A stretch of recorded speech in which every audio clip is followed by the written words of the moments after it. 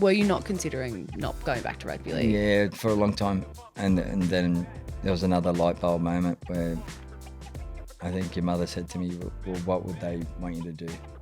And that made me focus, and I just changed and come back better than ever. Part of me was wanting to make sure I did really good for both of them.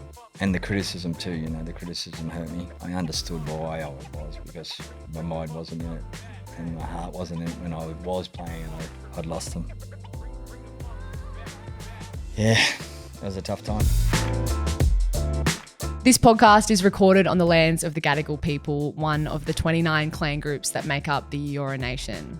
We acknowledge the traditional owners who are connected to this land and acknowledge their unbroken connection and sovereignty to all the lands that now make up Australia. We extend that acknowledgement to all of the traditional owners connected to the country you may be listening to this podcast from.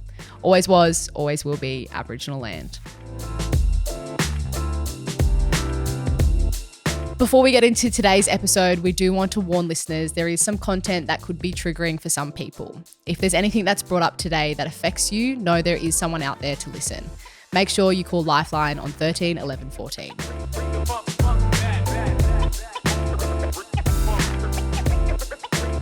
Hello and welcome back to When We Grow Up, the podcast where we ask where we've been to know where you're going. Where we're going. Why did I say you're going? Wow, it's the first time I've stuffed that up. Anyway, we're your hosts. I'm Marlee Silva. I'm Nicho Hynes. And today our guest is someone I know pretty well. It is my dad, Rocket Rod Silva, sitting beside me. This is a pretty nice moment, I think. And first of all, how does it feel to be on the couch with us, Dad? Weird. No, it's good. It's good. I don't know what we got to talk about, but yeah, it's good. As I was saying just before we started recording, you've been geeing me up about coming on as a guest since we started the show. For people who aren't familiar with you and your has-been ways, you did play 14 years of professional rugby league. That is sort of the reason that I was born into footy. And there's a lot of the parts of your story that I think really align with the sort of conversations that we have. So we're not very serious usually in our lives, but are you happy to whatever. Get vulnerable? You seem very nervous, Rodney. No, I'm not. It's weird because I don't know what you're going to talk about, so I'll have to come up with stuff. Have you not listened to our podcast before? Parts of it. Oh, you're lying through your teeth. Parts of it. Maybe the introduction, that's about it, and a couple of one-liners, but yeah, not a lot of content, unfortunately. All right. Well, I promise we'll throw you some softballs to start. Okay. All right? Okay. But we start all of these episodes. If you haven't listened, more than a minute in, Dad, might not know this, but we start all of our episodes by reflecting on a win and a challenge that we've had personally throughout the week. So something that's been good, something that's made us happy, and something that has maybe, been a bit of a challenge or something that we've had to overcome during the week. We won't make you go first because you don't even know what it's entailing. We're actually going to make you go first, Marlee, for once, because you always make me go first. Yeah, I do. And I was going to do that then. So for me, I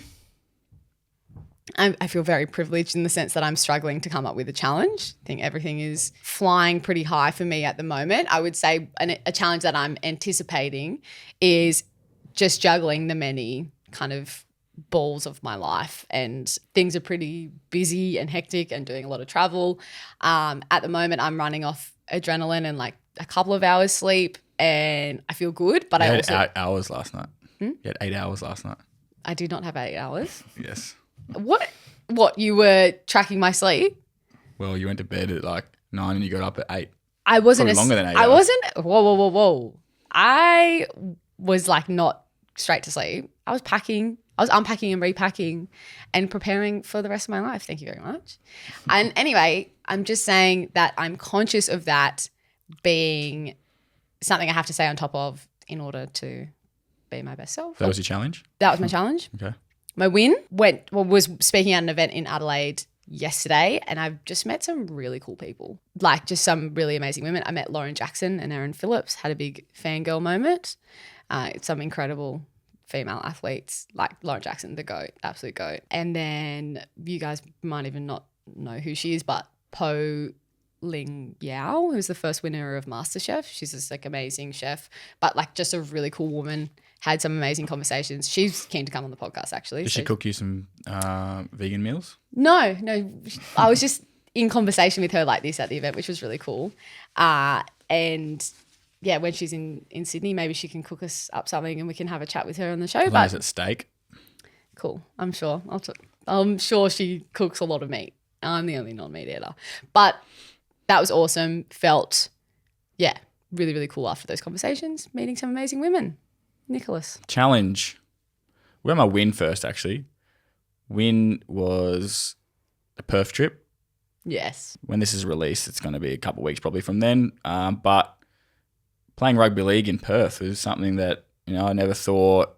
I got to experience it for Origin, and that's always a big spectacle wherever you are in Australia. But going over there for just an NRL club game, the atmosphere was unbelievable. Double header, so I think it was a sellout. We had like 40-something, nearly 50,000 fans there. The streets were vibing, and we got a win. We beat South, and it was something we've bloody needed for a few weeks just to pick our confidence up, and we're feeling really good at the moment. Yeah, it was a really great time, and celebrating Wade's 250th Sharks game, Jesse Raymond's 100th Sharks, Matt Moylan's 100th Sharks, Royce Hunt's 50th Sharks game. So it was just a really good time to be at the Cronulla Sharks, especially after the 3 weeks where we had a bit of a tough slog there, and it's just good to get the boys, see them smiling again and happy. My challenge, it's like a weird challenge because Wade Graham, we had a dinner for his 250th and he announced his retirement at that dinner, and it's not really a challenge for me, but it's more like looking at Wado and his career and how much of a successful and great career and the leader he is, and he's like an older brother to me. Ever since I've come to Sharks, he's been there for an ear to listen to. He's gave me advice. He's told me to pull my head in if I had to pull my head in, or just really be an older brother to me. And the challenge is that we've only got 4 more regular season games with him. We lose a leader, we lose a really good mate, and he's the type of bloke that you just never want to retire. You just want to be around him all the time, and him take the field with you, and it just gives you confidence in a player and my ability and as a person. So yeah, it's just going to be a challenge not being able to see Wado every day at work, and he's had such a great career. So congratulations, Wado, and hopefully we can send you out on a high this year. Yeah, definitely. Dad, I'm sure you can relate to that with some of the leaders that you played with. Were you playing with Bar when he retired? Yeah. So Terry Lamb? Oh, yeah. So, one of the absolute goats of the Dogs. Yeah. So it was a great time, but he was never lost to the club. He went straight into a marketing role. He's still there now. Yeah, can't get rid of him. I spoke to him yesterday, but yeah, he's Canterbury. When you think of Canterbury, I think you think of Terry Lamb. So yeah, I was privileged enough to play with him, and be there when he finished. Yeah. It was a good time. Yeah. Well, you got a taste for what a win in the challenge looks like, Rocket. So you got one? The win is the Bulldogs. We won because we had the bye. So we're 2 in a row. You don't play for them anymore, mate. No, is that your win? You feel like you do because you feel their losses. You feel all the stuff they're going through, especially because we were pretty successful when I was playing. So it's hard to watch them, and especially because Braden's there.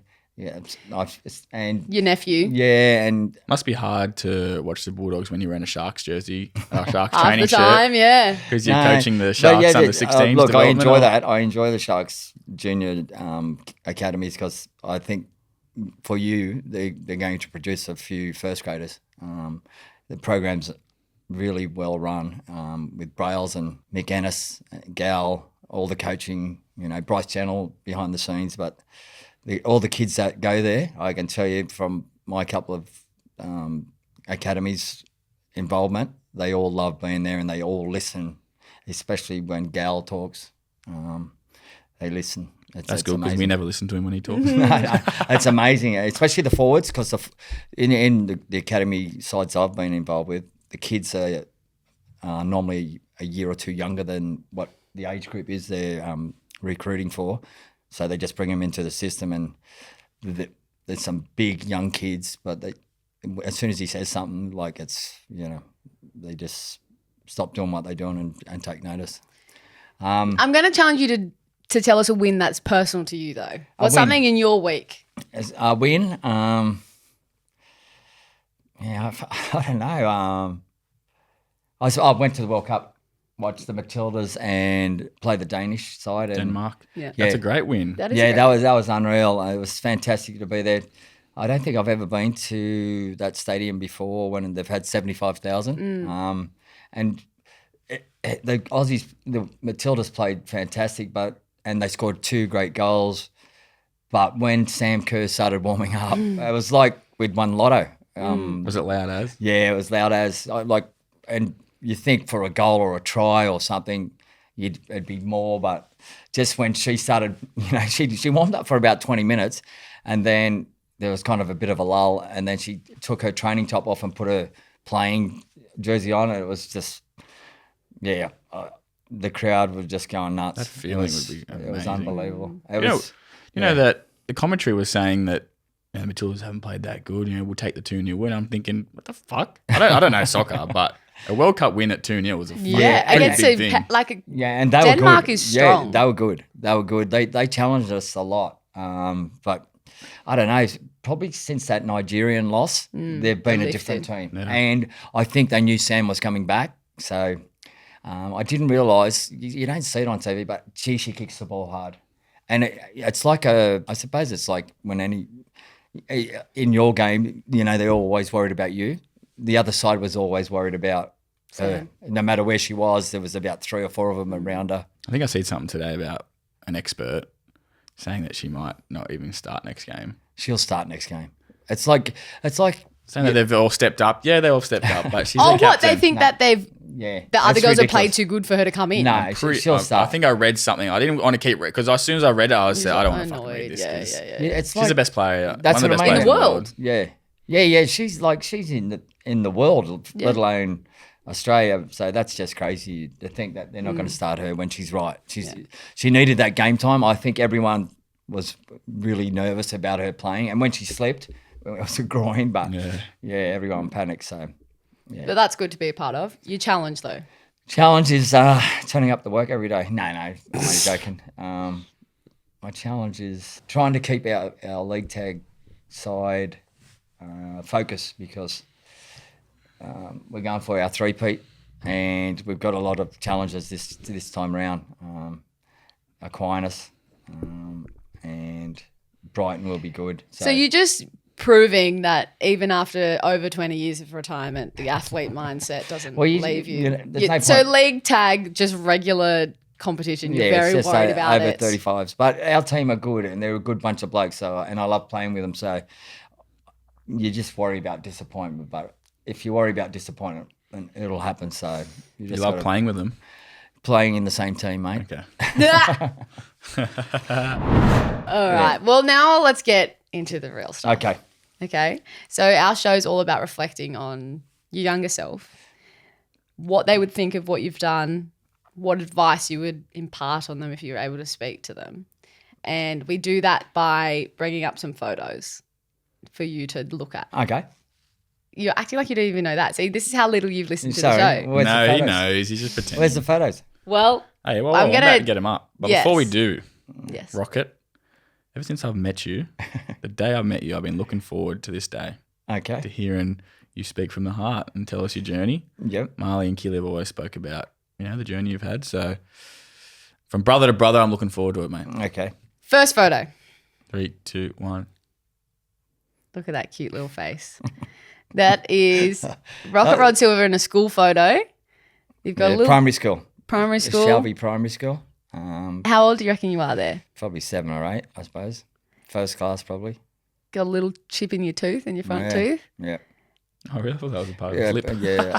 I did that at my cousin's in Muswellbrook. We were playing on the swings, and swing hit me in the tooth. And that was it. So where was this at? Muswellbrook. No, your school. Your school. Oh, Shelby Primary. Mounty County, brother. 2770. Out west. Out Western west. Well, That's it, man. grew up in Mount Druitt Yeah, Mount Druitt boy. and That's where I very got my- proudly. That's where I got my speed from, running from the cops. Right, now you are a cop. Yeah. Exactly. So Well- a transition from one side to the other. We'll get to that. Yeah. Looking at this little boy, I just think you look so cute there. Nicho, do you think he looks like either me or Keely, for starters? Probably more Keely. The eyes, hey. Yeah. Cute little dimple too. That little boy there, Yep. what was he like? He's pretty active. He was sport mad. I'd play any sport until I had to come inside. So we were always outside on the road playing footy or cricket or whatever, anything with a ball. And then, and once the lights come on, the street lights, we have to go in for dinner and, have a bath and get ready for the next day. No, but what was he like? I don't know. What do you reckon, like, your best mates like Risco and Jono would say about they'd you? probably say I was okay at most things. No, but as a person. Yeah. Shy. Pretty quiet. Didn't say much really. Yeah. I don't know why. I think,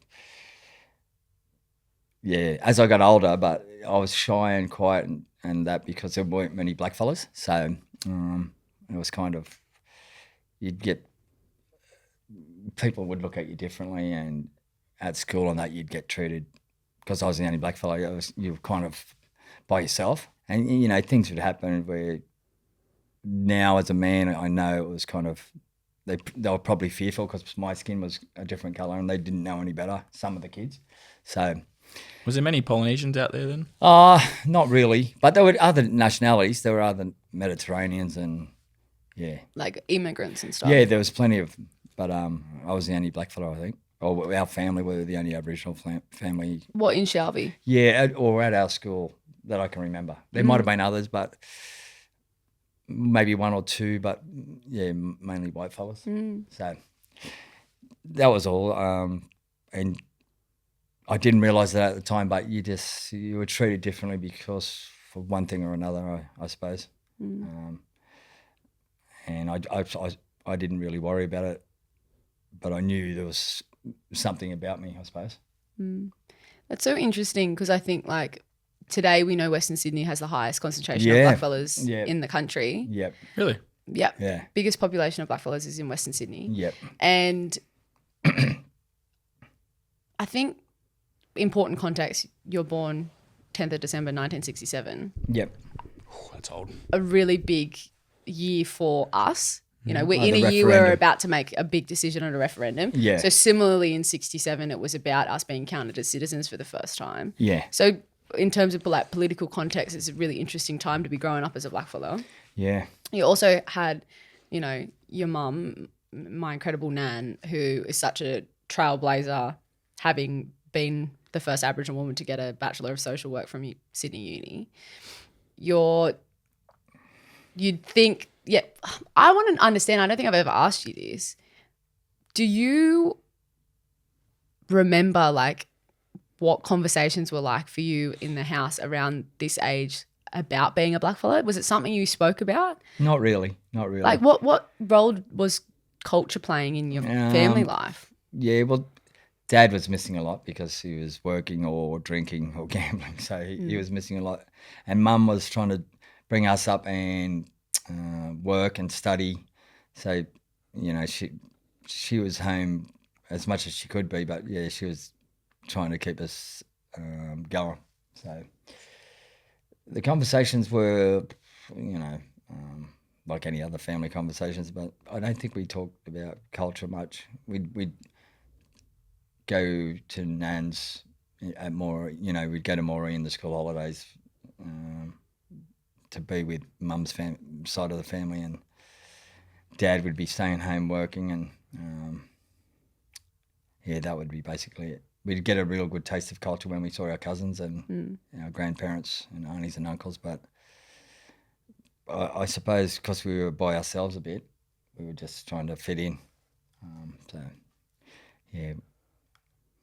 We didn't do much really. Although there were other blackfellas in the area, but we just kind of kept to ourselves. What are those experiences that you look back on now that you realise you were treated different because you're black? Just, when I got to be in high school, me and my mates would be out buzzing around, just doing whatever kids do. especially at dark, when it was getting to nightfall and that, and if it was a Friday or a Saturday night when we were out and that, the police would be, pulling up different groups of kids depending on the nature of their calls or if kids were underage drinking and that. And a couple of times there'd be a group of us, and I'd be the only black fellow, and they'd kind of focus on me. So it kind of made you realise you're different and you're treated differently. So I just tried to make sure I didn't give them the satisfaction of, saying anything to me. Or like they'd say stuff to you, but not taking any action against me because I didn't do anything wrong. So, yeah. That was just the way it was, I suppose. Did you have a dream of being a footy player at that age? Yeah. Even earlier than that, because have you already started playing footy at that? Yeah, so I started. Me and my brother, Mac. I think we both started when we were 4. He's 2 years older than me. He was a pretty good footballer too. And you might relate to this, but women and alcohol mess him up. No, a lot of my good mates, they chose. I suppose they were good enough, but they just weren't dedicated because they'd rather a good time and stuff like that. But I had 2 older sisters, an older brother, a younger sister. And I wanted to be the good one because the others throughout our childhood, chose different paths and made things harder for our family. Both my 2 older sisters were pregnant by the time they were 16. My older brother, he was a bit of a drinker like my father, but he grew out of that. But these were all things that affected the family when I was young. So I was trying to be the straighty 180. And then my younger sister, when she was 18, she's 2 years younger than me, she got hooked on heroin and just had a life of being in and out of jail and hooked on drugs. I think she's doing all right now, but these are all things that made me want to make sure that Mum didn't have to worry about me. So Dad drinking and gambling made me not want to drink or gamble. And every kid dreams about playing NRL, so I was like everyone else. And when I got to under 19s, so I was 18, a bloke that played in my team for our local side, Lethbridge Park, David Smith, he was a goal-kicking centre. Me and him were the centres for our C-grade side, and we won the comp. And he went down and trialled with the Roosters because Penrith was pretty competitive. There was heaps of teams, you'd have to be pretty lucky to make it there because of so much competition. But he went down and trialled with the Roosters and he got graded in 1987. So he played, I think he got Rookie of the Year. They come third. They got beat by Canberra in the final to go into the grand final against Manly. Can I just say, how do you remember that stuff? Because you can't remember what you did last week, but you remember footy scores and things like that. Yeah, no. I just remember that because Smitty was like he set the path for the other fellows that played for our club at Lethbridge Park, and so after he got graded that first year, he spoke to Arthur Beetson because he was a coach, and Beetson said bring him down. So there was about 6 or 7 of us that went and trialled with the Roosters, and we all got graded in the under 21s it was then. And then footy just went on from there. But I remember meeting Beetso, and that first year in '88, when it was my first year in under 21s, we had a bye because Gold Coast didn't have under 21s, so and because we had a bye, and I was going all right. Beetso picked me to play fullback against the Gold Coast up there, and that was an eye opener because. So your debut? Yeah, it was just my first grade game. I only played one because I wanted to stay with my team, and we had a pretty good team. And that was a big experience, eye opener. Playing with blokes that I'd seen on TV. It didn't feel real, but it was good. And we won, so that helps. And I didn't make any mistakes, so that was nice too. I think we're getting a little bit ahead of ourselves here, right? Cool. And also, But that was my dream. can you just in that breathe, play. brother? Yeah, Breathe. No, that was the dream of that kid there. Yeah. Yeah. And you wanted to be an Ella, didn't you? Yeah. I looked at the Ella boys because they were great with the ball, and I loved watching them on TV. But I think like that's a little boy with a dream who's from Shalvey, Yep. who, as you're describing, like you've already mentioned Pop a couple of times.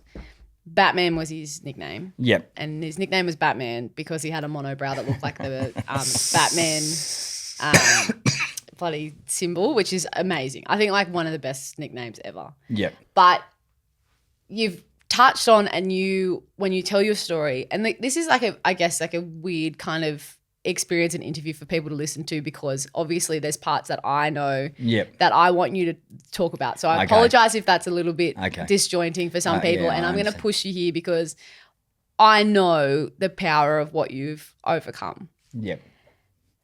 Batman, may he rest in peace and whatever. As you said, he's dealing with his own mental health. Yeah. Was done in the same way a lot of people of that generation did, because it's the same as my other grandfather, mum's dad. Yep. He was exactly the same. Yep. Their own struggles they masked with alcohol. Yep. And Pop, as you said, put a lot of pressure on you guys. So you're this kid who has nothing. You feel this pressure that you want to be the one that Nan doesn't have to worry about. Yep. And you've got this footy dream. Yep. Like, it doesn't happen overnight. No, you got to have a bit of luck, and you got to have a good support network around you. In my opinion, you got to have people that you can bounce off, and people you look up to. Who are those people? So when I was growing up, my mates like Chris and Martin and their families, I was always at their places.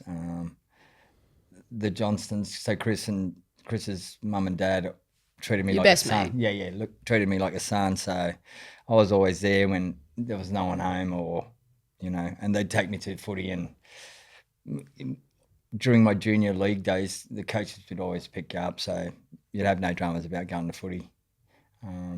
But in saying that, it was weird because mum was too busy to come and dad didn't really care. So you're basically going with your mates to footy all the time. And I suppose they talked about I was going all right. So mum and that knew I could play footy. So they'd come to the big games if we made grand finals or something. But yeah, mum was always had a lot of other things on a plate, or she was going to church. And dad was just doing what he wanted to do, I suppose. Probably the coaches I had, and the blokes, my mates that I was playing with, made me wanted to be better, just so I could help the side and affect the result. So, as a kid, I used to run everywhere. Mount Druitt was a pretty tough environment. When I have to, or anywhere at night by yourself, it was always a challenge because you just didn't know if you were going to run into someone or so. I think that's where I got my speed from, just making sure I got home quick, and like I said, I didn't want mum to worry about me, so I was trying to do the right thing most of the time. A lot of people underestimate how much of a role a quality like junior coach can play in your life. Like there's coaches out there who just rock up and just rock up the train a couple of days in the game and don't really care that much. But there's a lot of quality junior coaches out there who don't so much have the skill or to coach the skill, but because they actually have a care and want to know their players. Yeah. And like I guess so underestimated now, because there's a lot of players who make NRL who really do thank their junior coaches, and they wouldn't be where they are for their junior coaches. So it's nice to hear you say that. They teach you a lot of good habits when you're young. So all the good stuff you always remember. And when in games when stuff comes off for you, you just go, well, if he didn't tell me that, I wouldn't do it. So that's right. If you're a coach out there and you're listening, don't underestimate your ability to change a kid's life. Or a young girl these days too. Yeah, exactly right. Like they can get to a position that we're all in now purely from their advice or their want and care to deliver for the kids. But you see it in the NRL coaches too, don't you? Like you always hear about players talking about Wayne Bennett and Craig Bellamy and how they man managers. So, you know, the football's important, but I think they care about them personally as well, outside of football. So that was the thing with Jack Gibson, who I met when I first made it. He was more, I think his coaching was so unique because of his approach, and he didn't really say much, but he'd always make sure that everything outside of football was fine. It was like Peter Moore at the Bulldogs too. He made sure that everyone was happy, so the players didn't have to worry about any of that stuff. And that's why I think Canterbury were always successful. Let's go to the next photo, which is you Oh, the Roosters. in your debut Yeah. uniform in the tricolours. I love that old style jersey with the collar. You look like an absolute beanpole. Yeah. You weighed 69 kilos? 68. 68 kilos on Yeah. debut, which sounds ridiculous. Yeah. kilos. 68 kilos. Skinny, young man. It's nice to see you smile with your teeth, can I Yeah. say, because you don't Yeah. often do that. And you're in front of a house. Is that your house? Yeah, that's the backyard. Out west? Yeah. That's, as you were saying, like getting to that moment, that first game in 88 was pretty surreal for you. But you kind of glossed over what, like you said, it's a bit of luck, but it's also a lot of hard work. When you look back on getting to that point, getting to that first contract, that first jersey and everything, Yeah. like there was clearly a lot of sacrifice and a lot of mental resilience that must have come from that. Do you see that now? Like you said, you reflect on that stuff. Like you do. You doubt yourself because you know how competitive it is to make it. And the Roosters, like I didn't grow up in that environment, so I didn't really know how their system worked. But we did the off-season together, the off-season before 1988. So in late 87, we went down and trained, and they had a big squad, and then it got cold as you went closer to the season, and then you just doubt yourself, but you just keep trying, I suppose, until they tell how you. did you overcome that doubt then? Just making sure I put in at training, listen to what they told me, not going out. You know, if I wouldn't go out if we had games on or trials or, you know, just, I suppose, not so then, but later as you get older, there was a lot of things that I had to miss out on when you're playing NRL. Like I'd miss my mates' weddings, bucks parties, you know, stuff like that. They don't mean much, but if you want to make it, I suppose that's what you got to be willing to do. So I missed a lot of stuff. Deb, your mum, went to a lot of stuff without me. It was just the way it was. And that's, I suppose, you reap the rewards, you know, not so much financially, but just, you know, being a part of a team that's pretty successful. It was nice to play in a team that could play footy and be competitive and really enjoyable to be playing something that you loved and you always dreamed of. What about like internally, the confidence in your own ability? Yeah. Did you always internally have confidence that you could make it, or was it always like, nah, I'm too small, I'm too little, can't make it? Or was it like, I don't have the facilities around me to make it? Yeah. You know, what was it? Or were you just like, you know what, fuck, I can be the best player in this competition. Yeah. I don't know if I felt like that, but I felt like I knew I could, you know, sometimes if you got upset, if you got a cheap shot or something, they used to fire me up, or if someone called me names, I'd use that to motivate myself to be better than them. So that's how I used it. But I didn't really think of the physical side of things because I was a lightweight, and I know I was getting I was pretty fit, and I think fitness saved me a bit. But I think if I had more weight, I would have been able to carry myself better. But when I first, you know, got graded, we didn't do weights. Like I didn't do weights until they told me you had to, you know. I didn't know what weights were. But yeah, as I progressed through the years in the system and that, I learnt diet mattered, because when a young blackfellow didn't, KFC and McDonald's and all that. You were whatever. still eating KFC on your way home from training the No. whole way through your career. No, I wasn't really, but yeah, things like diet and making sure you had enough sleep, all the basic things that are part of NRL players now. It was just kind of When I first went to the Roosters, we used to train Tuesday, Thursday nights and Saturday mornings, and we'd have a breakfast on Saturday morning because pizza was big on it, and just have a yard. But it wasn't, every day with one day off and all the But stuff. I think Nicho's asking you about your mentality. So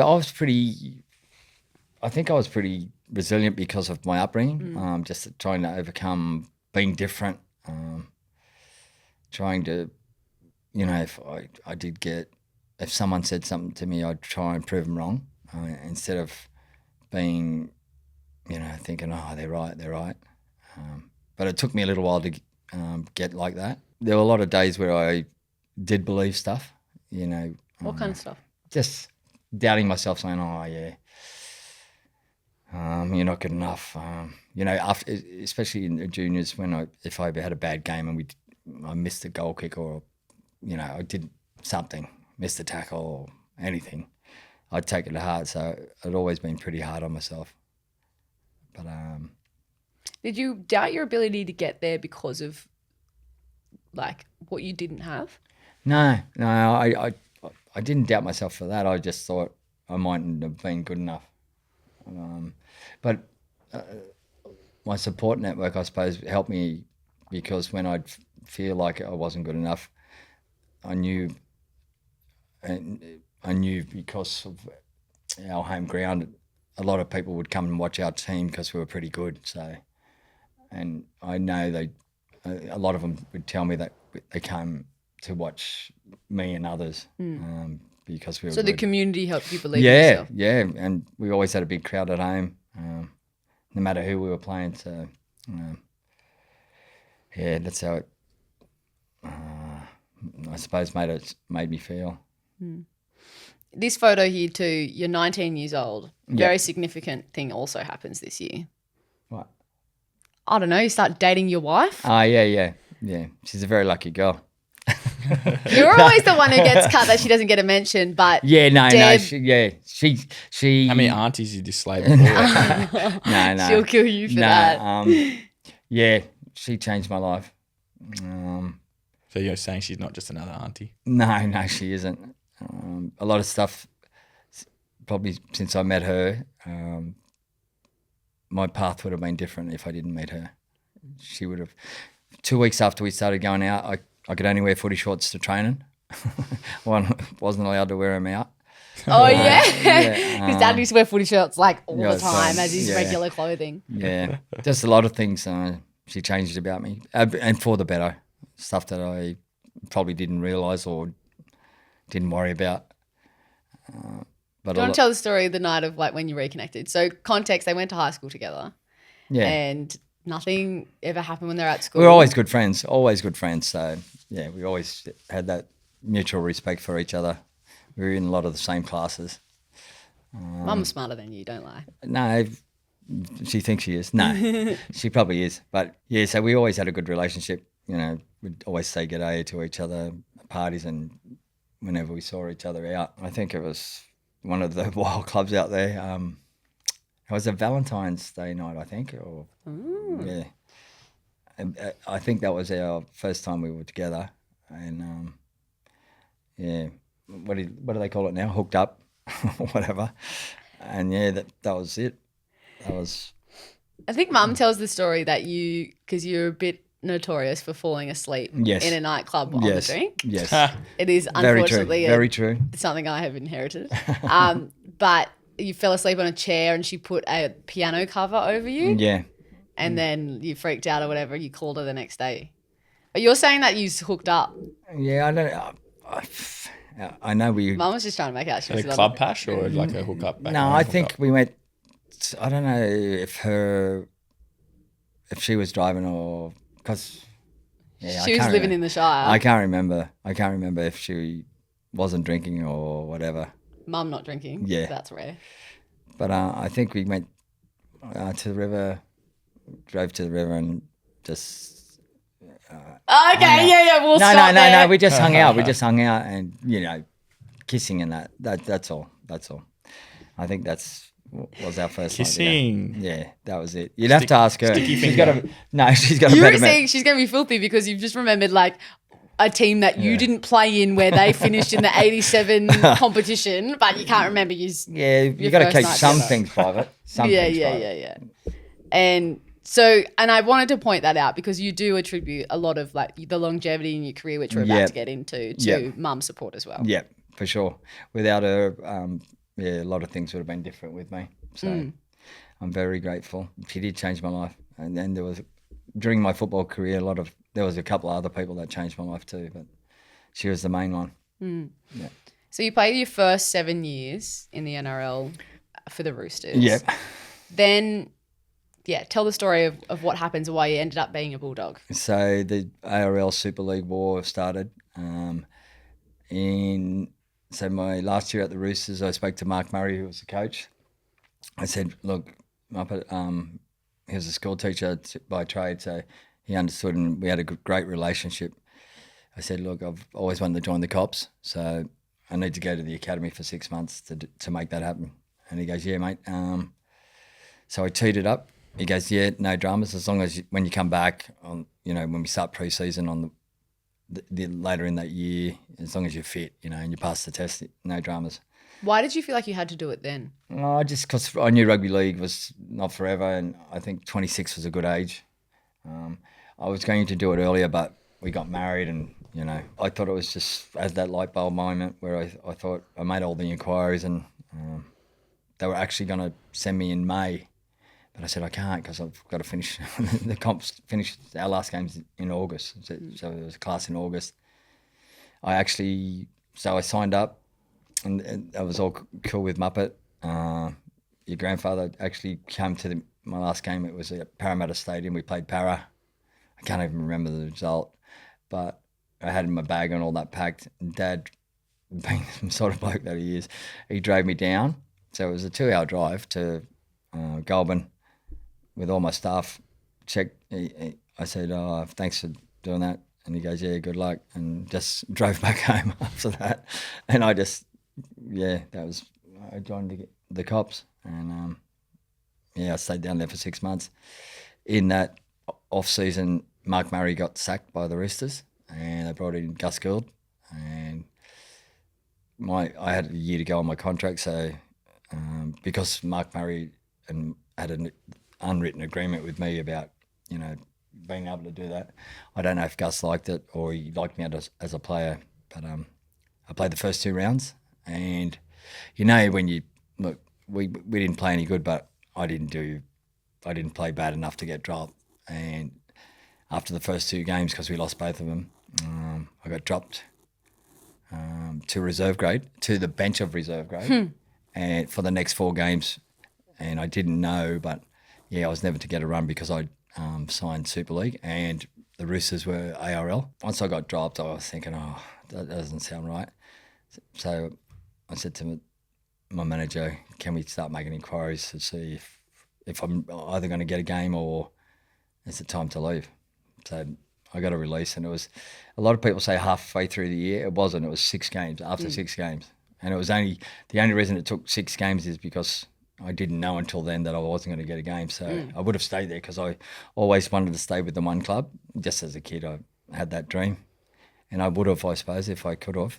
But as it worked out, I signed Super League.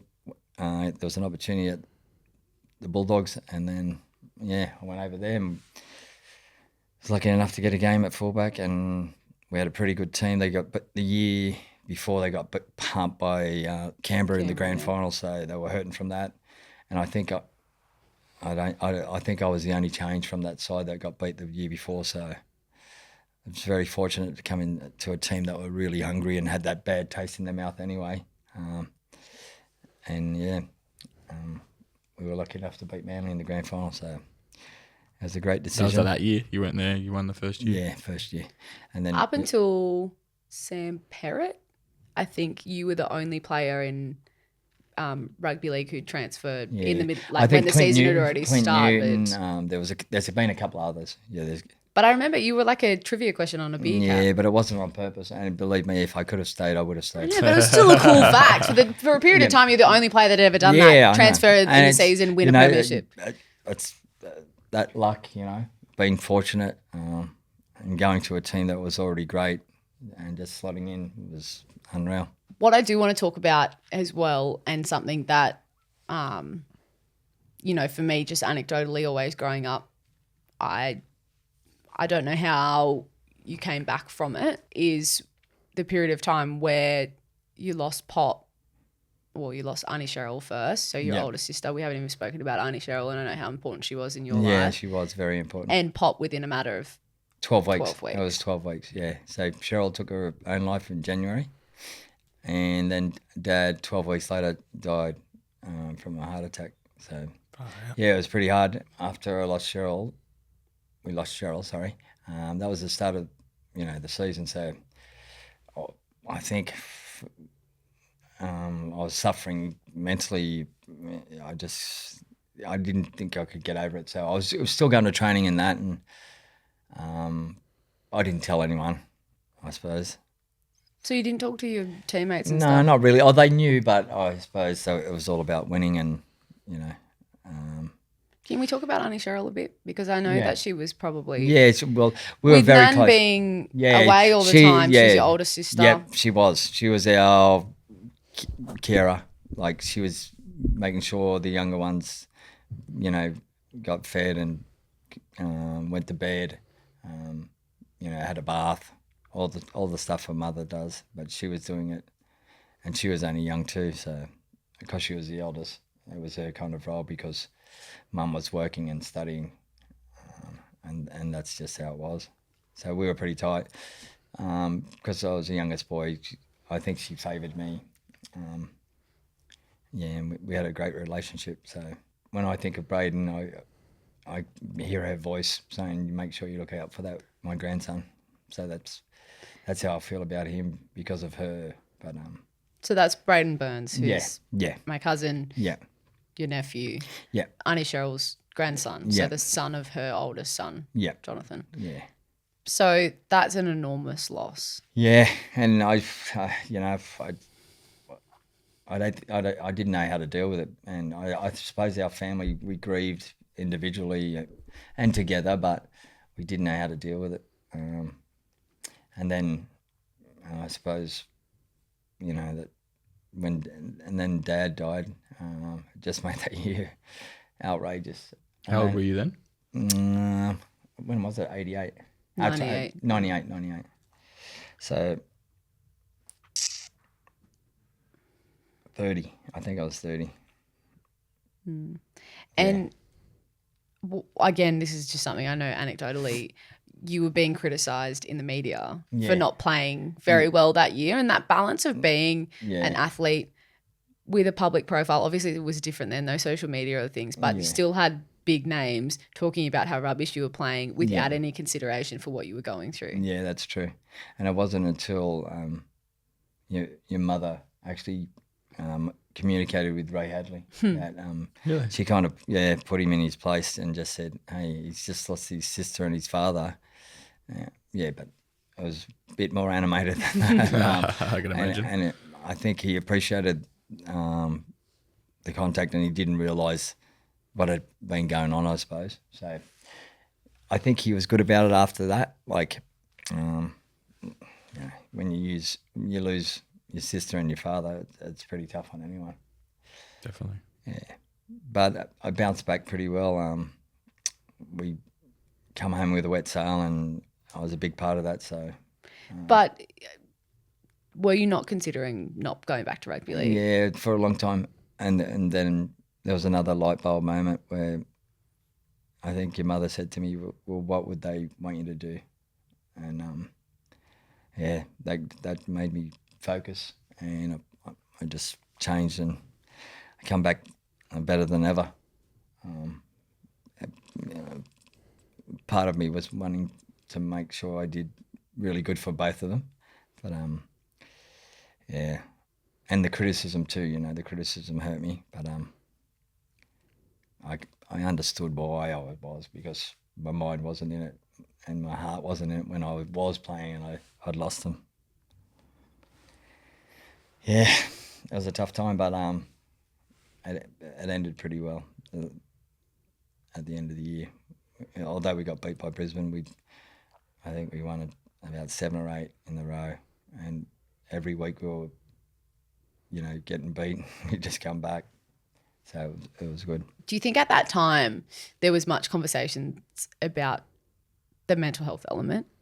Not really. I don't think. I think it was like a bit of a taboo subject. If you're not playing good, well, that's your problem. It's nothing to do with, you know, what you're thinking of that. It was just, I don't think there was a human side to it. It was just kind of, you're not playing good footy, so yeah, no one really cared. Well, that's how I remember it. Maybe it was different, but yeah, that's how I remember it. Are you a big believer of you have to be happy off field to be playing good on field? You can't play good unless you're happy off field, in my opinion. Yep. You see it with all the good teams. Everyone's, you know, the teams that really like themselves, you know, like each other, they seem to play better, in my opinion. And that's not just one year to one year. Like you look at a team like the Panthers, they love hanging out with each other. They're not a bad football team too, but you know what I mean? Like, yeah. And I think it's really important. If, you know, we always say that cliche, you know, football's just a game, but if you don't like hanging out with the people you're playing with, I suppose that makes it hard. Yeah, for sure. I agree. Let's go. This next photo, sorry to be wasting your time here. Yeah, you're not wasting my time. You know, it's you're the been one fantastic. talking too Yeah, much. exactly. Oh, yeah, sorry. The next photo is just of this quite, for me, when I think of your career, this is the photo that comes to mind. Okay. It's you celebrating after a try. This is not the 95 grand final, This is the last try in the Winfield last Cup. ever Winfield Cup.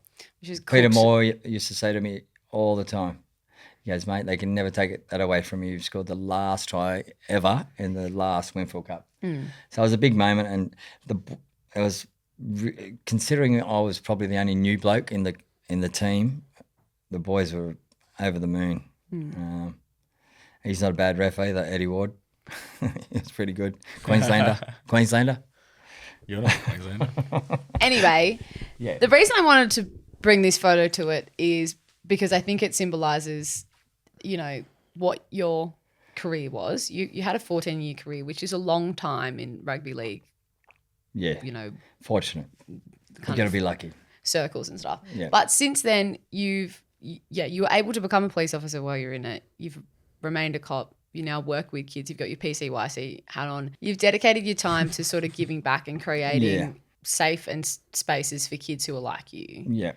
And I guess I wanted to hear you reflect on from that young man there to where you are now. What are those kind of moments that you're most proud of and what you're doing now? So as a young man, I always wanted to join the cops because although I feared them, it looked like the community respected the guys in the uniform. So because there was so much history with our people in the police, I really wanted to see if I could affect it in a positive way. And I thought the best way to do that was within the organisation and making sure that young blackfellas didn't have to go through stuff I had to go through because we were different, you know, and because there was a stereotype about what young blackfellas did and what, you know, older, you know, Aboriginal men were drinkers and, you know, terrible drinkers and domestic violence offenders and all this other rubbish. But that's made me want to be a cop, so I could change the outlook on Aboriginal people and how they're perceived by everyone.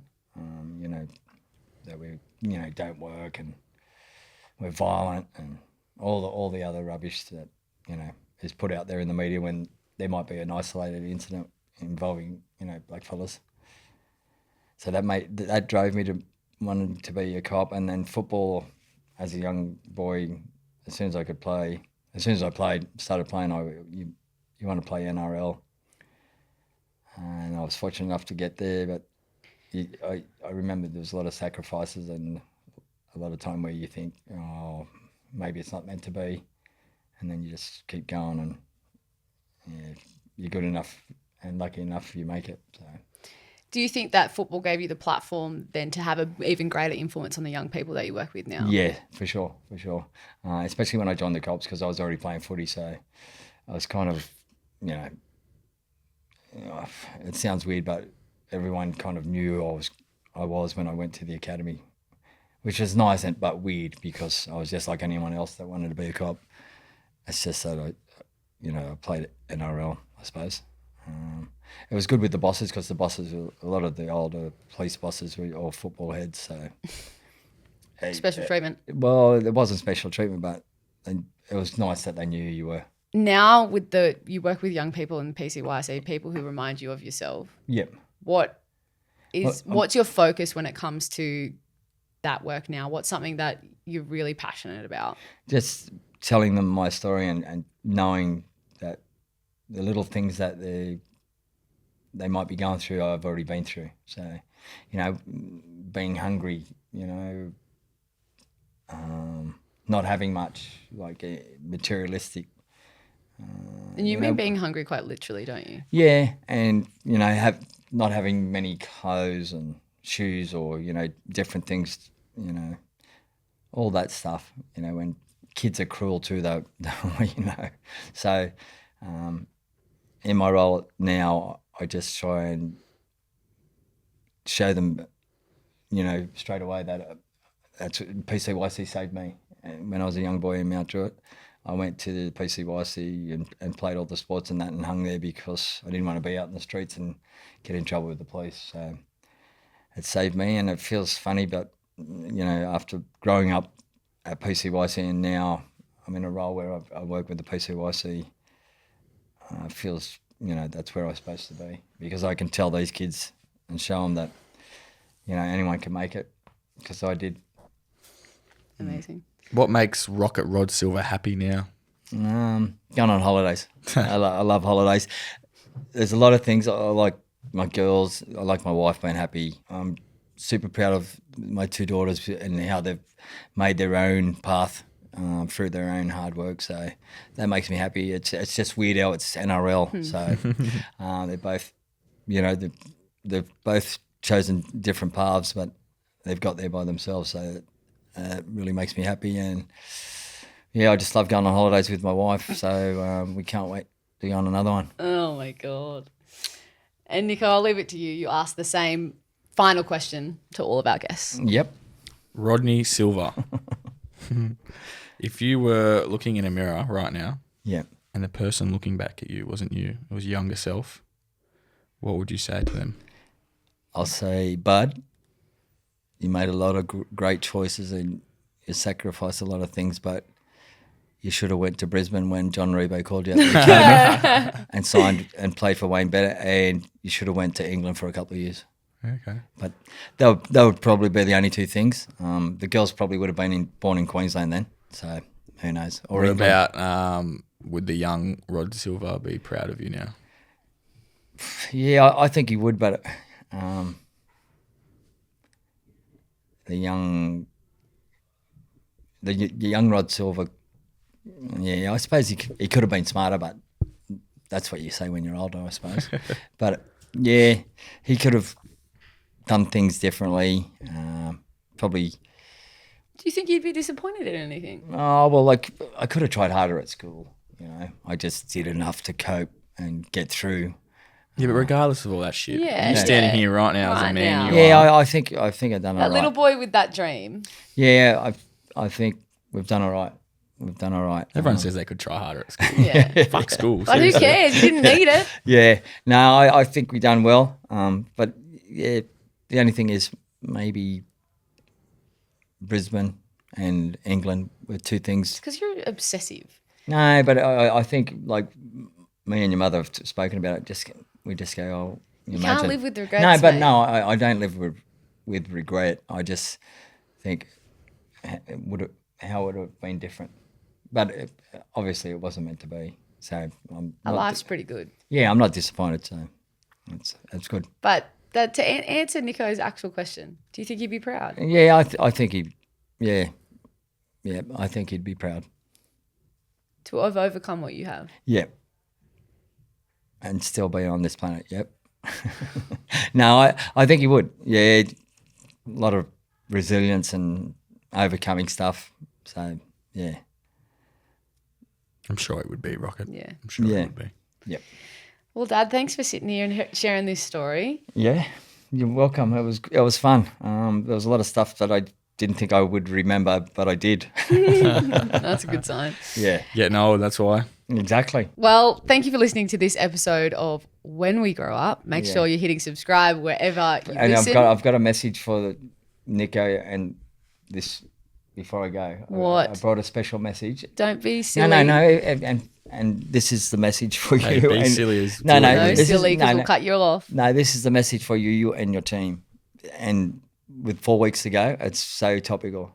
But if you want to be there in the last week or the first week in October, this is what you need to have. You're a And I wore dickhead. no, What I have wore you this done? no, I wore this shirt because it's got the message, and I'm not going to say anything. I'm just going to show you what it says. Well, you also are going to have to... Yeah, go on. Because that's what you got to have if you want to win. It says killer. Wow. Special dad. That's a message for you and your mates. Okay. Jesus. I'll show Fitzy this. Yeah. This, I'll cut this little bit out and show Yeah, him. yeah, yeah. But Fitzy already knows that. He knows that. That's all he really wanted to do is come on here and talk about footy. No, I didn't. That was good. Alrighty. Well, thank you for listening to this episode of When We Grow Up. Make sure you're hitting subscribe wherever you're listening. Share this episode with someone who you think might enjoy reflecting on when the Bulldogs used to win premierships. And We'll be back one day. We'll be back. follow us on Instagram at When We Grow Up Pod. And other than that, we'll catch you next time. Thanks, Rodney. Appreciate You're it. welcome. You're welcome.